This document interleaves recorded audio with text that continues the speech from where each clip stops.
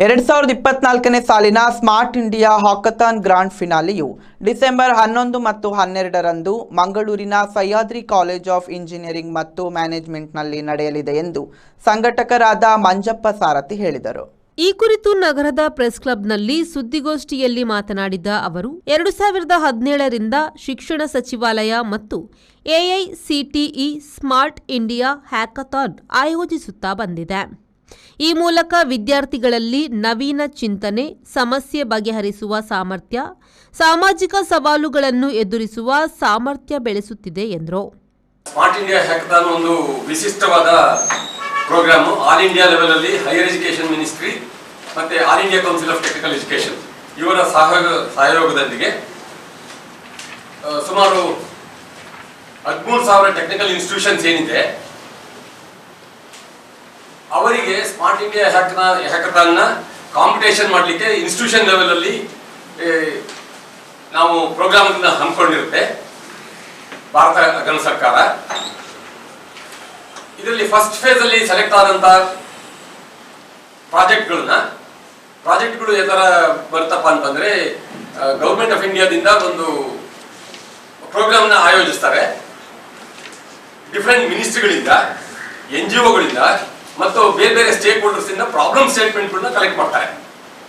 ಆ ಪ್ರಾಬ್ಲಮ್ಗಳ ಮೇಲೆ ಈ ಟೆಕ್ನಿಕಲ್ ಇನ್ಸ್ಟಿಟ್ಯೂಷನ್ ನಲ್ಲಿ ಹುಡುಗರುಗಳು ಸೊಲ್ಯೂಷನ್ಸ್ ನ ಕಂಡುಹಿಡಿಯಲಿಕ್ಕೆ they will have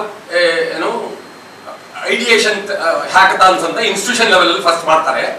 institution level hackathon ನಲ್ಲಿ ಸುಮಾರು 5 ಲಕ್ಷ ಹುಡುಗರು ಪಾರ್ಟಿಸಿಪೇಟ್ ಮಾಡಿದ್ದಾರೆ.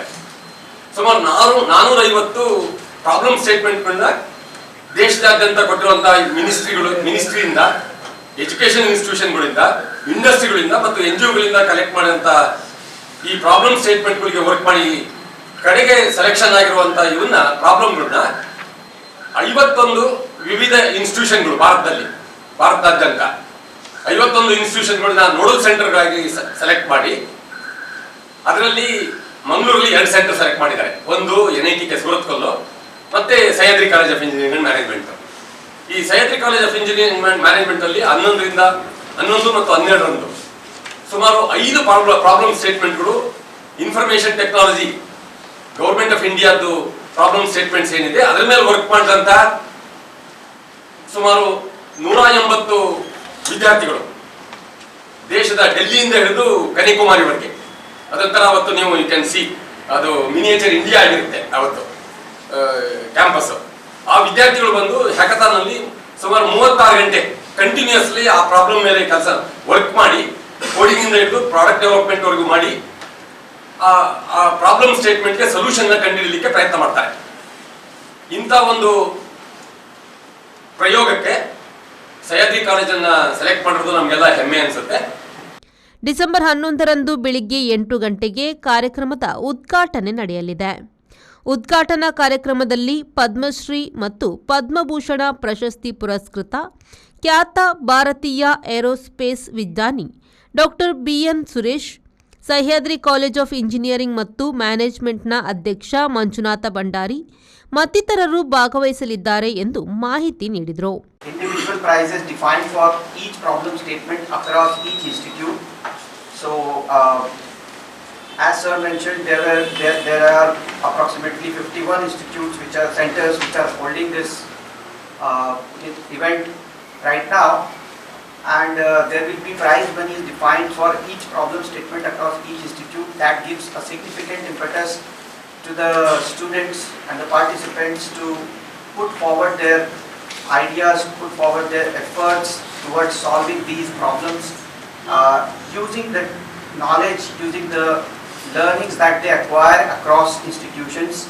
So this hackathon not just affects or impacts the students, it also has a great impact on the institutes who are conducting, on the centers which are conducting this event, because this is the world's largest hackathon, not just in terms of participation but also in terms of the efforts that go down to make this a successful event. And the most important thing is the present day youth are going to be motivated by the presence of our Honorable Prime Minister, that is the Narendra Modi ji, who will be addressing the youth on this particular occasion. That's it. special occasion for the students and a sort of motivation.